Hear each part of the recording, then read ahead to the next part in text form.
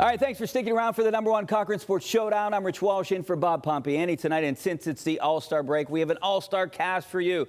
From the Fan, Jeff Hathhorn. That's 93.7. It is. From the Post-Gazette, Brian Batko, and the Tribs, Chris Adamski. And, you know, these guys all want to talk about Steelers. Steelers training camp is coming up in a little over a week, less than 2 weeks. But we're going to start with the Buccos. It's the All-Star break. They got 2 All-Stars. And also the first round of the Major League Baseball draft. I want to start with that because, hey, what do they need the most right now, Jeff? Hitting. But they went with a high school pitcher.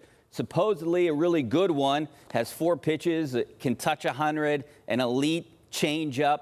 I mean, was it the right move? He was considered MLB's pipeline's #3 prospect, I think, Seth Hernandez. Well, it's not the NFL draft where you're going to draft somebody and they're going to play for you the next year. They need someone to play from next year. But that doesn't happen in the MLB draft. So I think where you get in trouble, well, yeah, except for Skenes, is that you don't take the best player available. On every board at that point, the best player available was Seth Hernandez. And I love the one guy who said, his delivery is like butter. It's so smooth. But it is. It's it seems like it's, knock on wood, that it's an elite stuff with elite delivery, and it seems like they hit another really good pitcher on a guy that a couple of teams skipped. Well, Jeff, Rich, based on my 20 minutes of research on the MLB draft while it was going on, I thought they should have taken Iva Arquette, who was a power-hitting shortstop from Oregon State, just to add some offensive firepower to this system. I mean, obviously, like you said, Jeff, it's not like he's going to plug and play, next year or even the year after, possibly. But they don't have enough bats. We know that. We've been singing that same old song all year. But if they were going to go a different direction, and I know the prep pitcher thing, it weighs on people because it feels like it's going to be 6, 7, 8 years sometimes before these guys make a difference. But everyone is talking about how good Seth Hernandez is, 6'4", 190. There was even some chatter that he could be an outside chance to go 1-1 overall. So I'm not going to fault it too much, but I think it would have been nice to see, some pop in the lineup would have been a sight for sore eyes. Yeah, I mean, I still agree. When you take the best player because you're the best guy on your board. Now, there's also other things you can do, like the one year, for instance, the instant pop in a college bat was Henry Davis, knuckleball ended up. Now, that wasn't because he was the best player. It was because of the whole slotting thing. And it can go on and on about how you can approach an MLB draft. And that, even if Henry Davis doesn't work out and Bubba Chandler does, that was probably worthwhile in the grand scheme. Listen, like last year at this time, we probably could have said the same thing. Maybe we did say the same. I forget. I might have been sitting here saying the same thing. Oh, a high school player, he's not going to help for a long time here. And Connor Griffin is now arguably the best hitting prospect in all of minor league baseball. So this guy seems to have the potential of that. We'll see how it all plays out. At least one of the teams above the Pirates did that. It looks like the bonus thing where they didn't take the best player. But if you got a guy that's considered the best pure arm in the country, and you got him 6th overall, then, let it play out. And that is the one positive, that they didn't just go cheap for some cheap college player that didn't really have an option. They went with somebody they're going to have to pay a lot of money to that's going to Vanderbilt that had options. So if you're looking for a positive from that, that is a positive.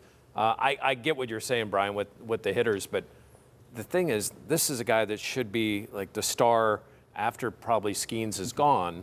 They should have found in free agency or trades prior to find the hitters that need to be at this roster. Plus, right now. in the meantime, if you are trying to cook up some sort of recipe to win while Paul Skenes is still here, this guy can be an asset. He can be flipped for major league players now if things are looking good with Seth Hernandez. I just know, I joked about, we all kind of just cram on the MLB draft right before. You're not sitting there crunching the film on these guys' high school huddle films. Right. But, our Noah Hiles from the PG, he didn't think they were going to take a high school pitcher. But then again, like you guys both mentioned, I don't think a lot of people thought Seth Hernandez would be on the board there. Gatorade Player of the Year. It seems like the right pick. I mean, when you're looking at best available. But it's a shame. You mentioned that you got Hernandez, Griffin, and Skenes might never play together, Chris.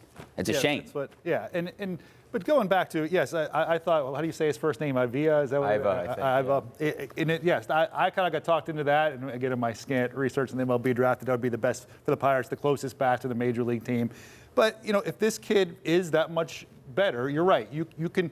Now, executing the trades is something they got to work on in Pittsburgh with Ben Cherington. But if you have all these excess arms, whether it be, you can get on the list, Batko or Harrington or, Solomet, whatever it is, you could be, or Ashcraft, whatever it is, if you have an excess of arms, you should be able to parlay it into your bat help, because in theory, those are worth more than even the hitters would be. You know, Jeff, switching subjects a little bit, we talked a little bit about Paul Skenes. Do you like the Pirates' approach with Paul Skenes before the All-Star game? It seemed like they were, kind of controlling him, less innings for his appearance on the. I don't like that because he's a Pirate, right? I mean, but they are kind of out of it, so I can see both sides of it. So I look at it this way. I'm not a big fan of hurting your major league team for an exhibition game.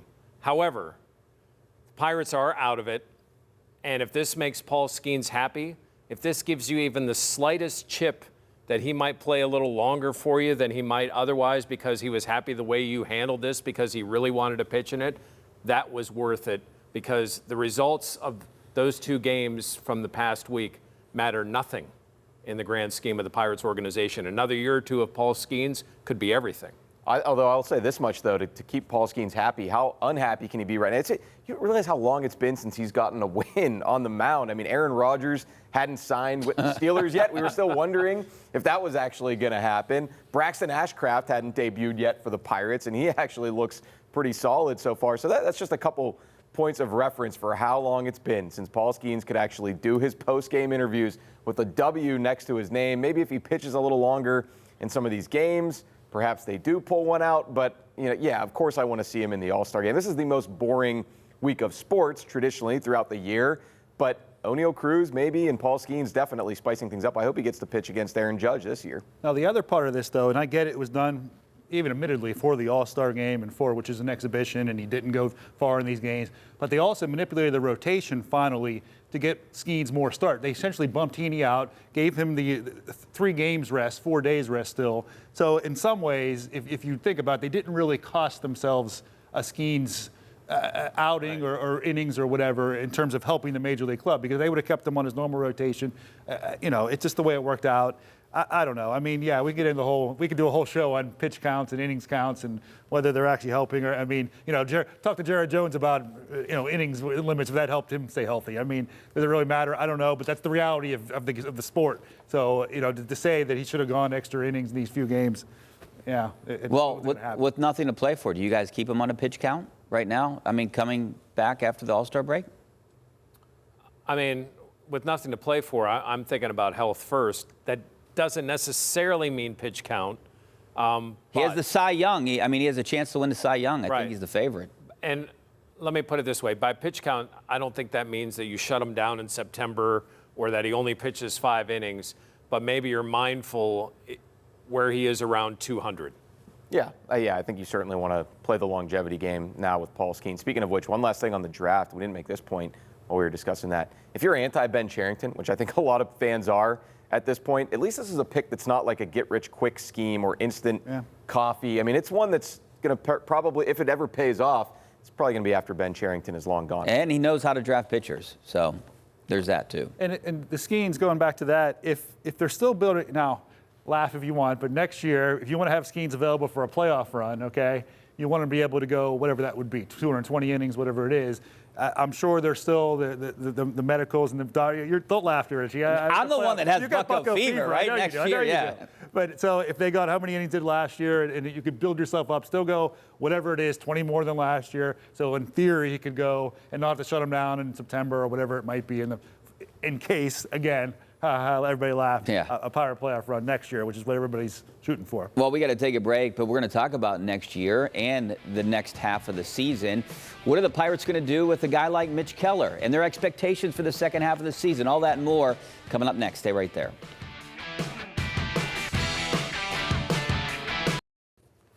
All right, another good performance by Mitch Keller here today. Another time he did not get to win. Jeff, is he on this team in 2 weeks? I don't think so. I mean, you mentioned Noah Hiles, talked to him today, and he was saying he's hearing a lot of chatter. Bob Nightingale from USA Today said similar things, that there are a lot of teams interested in Mitch Keller.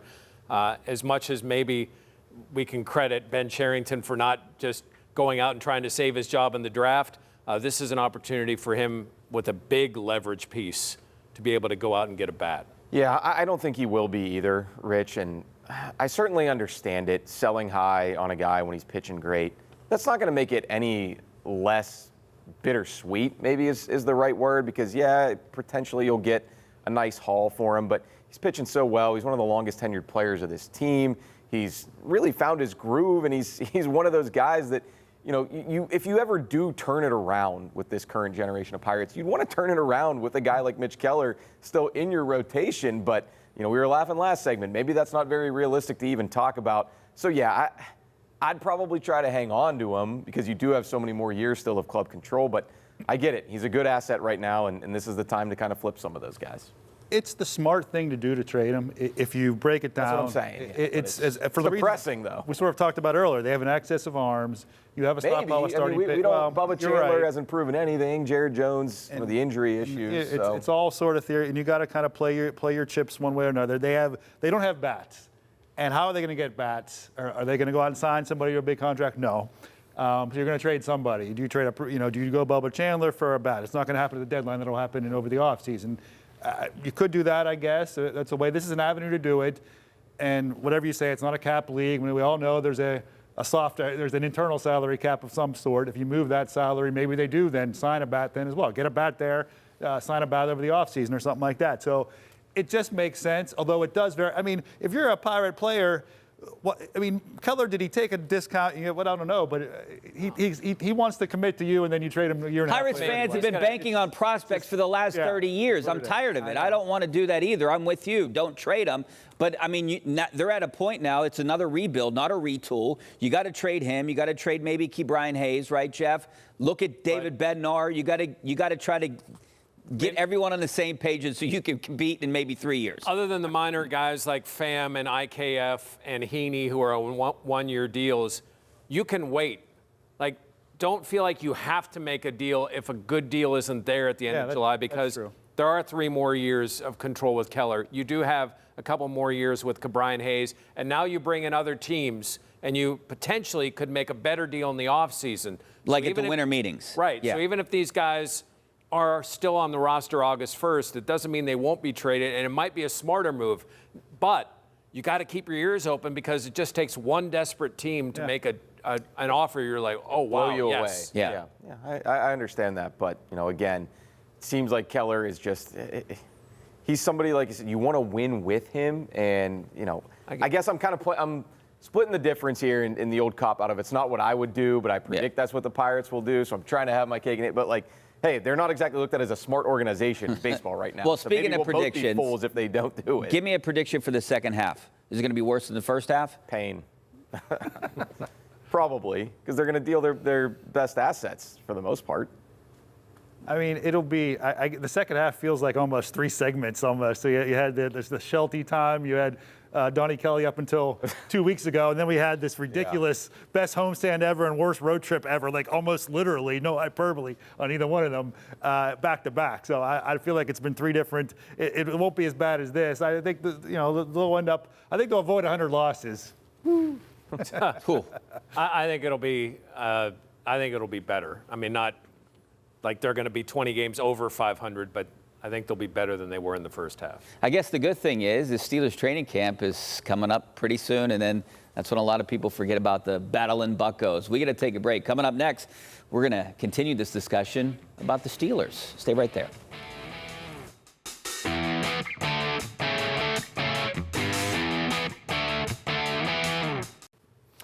All right, so Steelers training camp is almost here. Players have to report Wednesday, July 23rd. The first workout is the next day on the 24th. So, Brian, this has turned into a very intriguing offseason for the Steelers. I think so. Half the team is gone. It's pretty new. What's the most intriguing thing that you'll be looking at, I think, in Steelers training camp here coming up? Aaron Rodgers? I was going to say, as much as Jalen Ramsey's kind of the new kid on the block, and, we haven't seen anything yet as far as the fallout from that trade of Minka Fitzpatrick, it has to be Aaron Rodgers. I think you have to circle number 8 in the white jersey, or maybe they'll put him in the red jersey so no one hits him, because we didn't really get to see it in minicamp, so this will be the first chance to really watch him throw to these guys in live action with defenders out there. And that to me is going to be the pivot point for this entire season is, how far can he take them? How much does he have left in the tank? I know there's going to be other factors around him, but that's what I'll be maybe another receiver? I mean, he is the greatest, one of the greatest quarterbacks of all time. So it is. I can't argue with that, but just maybe be a little bit contrarian. What they're going to do, you have 3, by anybody's measure. If you want to say Slade's past his prime, if you want to say Jalen Ramsey, if you want to say Joey Porter's maybe overrated or whatever, plateaued last year, that's fine. But they're 3 starting caliber corners, and as of now, and maybe things change by camp or by the end of the preseason, there's another safety brought in, but how this secondary will look and whether Jalen Ramsey, I mean, I'm going to look in that first practice. Is Jalen Ramsey free safety? I don't know. It's possible. I don't know if anybody knows. I don't even know if they know for sure until we get them on the field and see how that plays out and how that secondary works. And if there's enough talent there, that it could be kind of fun to watch. It'll be fun to see how they delineate it, though. Look at you already kissing up there, Aaron Rodgers, calling him the best ever. I like that move before camp. I think, to me, the other story that we haven't hit on is going to be the guy that may not practice or may not show. Yeah, I mean, we all expected him there, at least I'll speak for me. I expected him there at minicamp. I mean, what's TJ Watt's deal going to be? What if he doesn't show? I mean, I think that becomes the big story if he doesn't show, or, I mean, if he holds in, we've seen that before, so maybe it's not a big a deal, but if he doesn't show or he won't practice at all, that to me will be the biggest story. I mean, is there any chance that he sits out? Yeah. Training camp. I mean, then he would have to sit out the season maybe. I think there's always a chance. I don't know where his head is. I ultimately think this deal gets done. I mean, I'll let you guys say your piece on that too. But yeah, I mean, I thought he would be there for mandatory minicamp as well.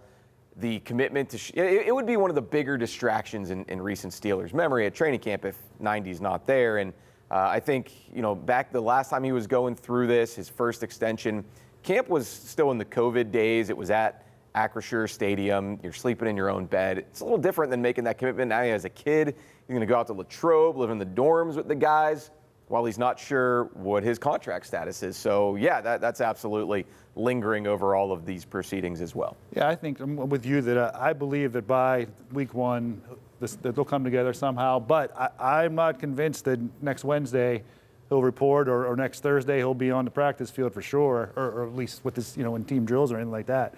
So there's a lot of different ways this can play out, and I'm totally with Jeff. I mean, I was surprised. I was a little bit surprised the first day of OTAs, okay, or by the end of OTAs. Then I thought, okay, minicamp. So that's a statement. I don't, it's not. Is it the biggest statement in the world? No. Is it that big of a deal? No. But it definitely a statement. We didn't show up for mandatory minicamp. So I think it's all on the table for training camp. And we remember back to when he signed, when we were properly distanced from each other in the indoor facility. It was only a couple of days before the first game. Yeah. And he went in, had 2 sacks and a forced fumble. He was still pretty tied the single season record that year. So, yeah, there's precedent for that. But there's also precedent for some of these, really market resetting deals with major players getting ugly before they get better. I mean, Lamar Jackson and the Ravens, that thing looked like it was careening off a cliff.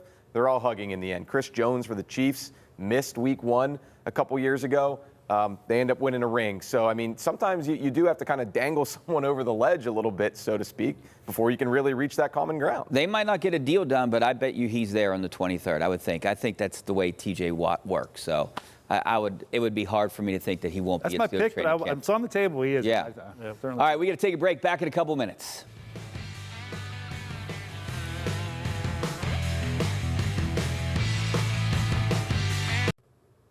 All right, welcome back to the #1 Cochran Sports Showdown. I'm Rich Walsh in for Bob Pompiani. The other big question I have for Steelers training camp is, who's the #2 receiver?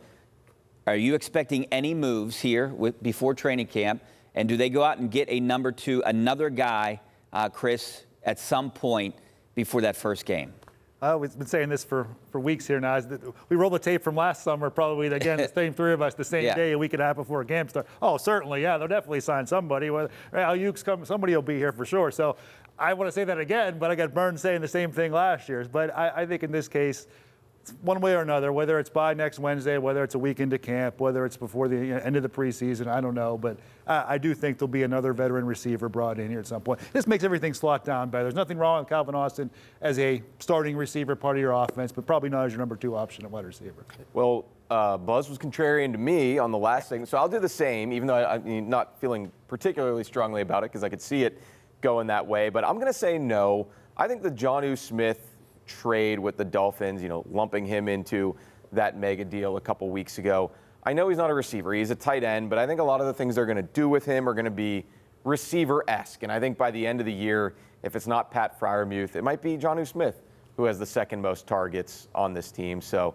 yeah, just to be different, just for argument's sake, I'll say no. Although Omar Khan, he's liked making moves a couple days into camp as well. Quan Alexander, that linebacker a couple years ago. You're just going to go with the old tight end team then, I guess, right? Well, so what you're saying is are they going to bring in a number 4 receiver because the 2 tight ends will be 2 and 3. Yeah. And it might be, and if that's the case, then Robert Woods and Calvin Austin, they might be fine with who they have. I think they'll probably roll the dice on somebody, but it may not be until the end of camp. That's what I think. End of camp is when I would target to see another receiver type in Steelers training camp. All right, if you're in the market for a new vehicle, don't settle for anything less. The #1 Cochran Kia's clearly better car buying experience. Enjoy exclusive clear-cut pricing where you get their most competitive offer up front. Take advantage of exceptional lease and finance rates and choose from a lineup of nearly 200 new models. Experience clearly better car buying at #1 Cochran Kia in store or online at cochrankia.com. All right, almost time to wrap this up. Neil Shipley, big win. That's his second win at the Corn Ferry Tour. Needs one more to get his PGA card. Does he do it, Jeff? I think he does. 29 on the front 9. He had a 7. Oh. Still shot 64. That is incredible. Yeah, I'm not going to pick against the local guy. The golf I was paying attention to this weekend, though, was the American Century Championship. Aaron Rodgers, I think he finished behind Adam Thielen among Dude, Steph active. can do everything right. Yeah, Steph Curry was up crazy. there. Might be Rodgers' last time golfing in that event as an active NFL player. As an active one, yeah. I mean, Shipley already has experience in major championships. Of course he's going to win one more of this thing. He's going to be a cool story. All right, thanks a lot for Jeff, Brian, Chris. I'm Rich. Have a great night, and we'll see you next week.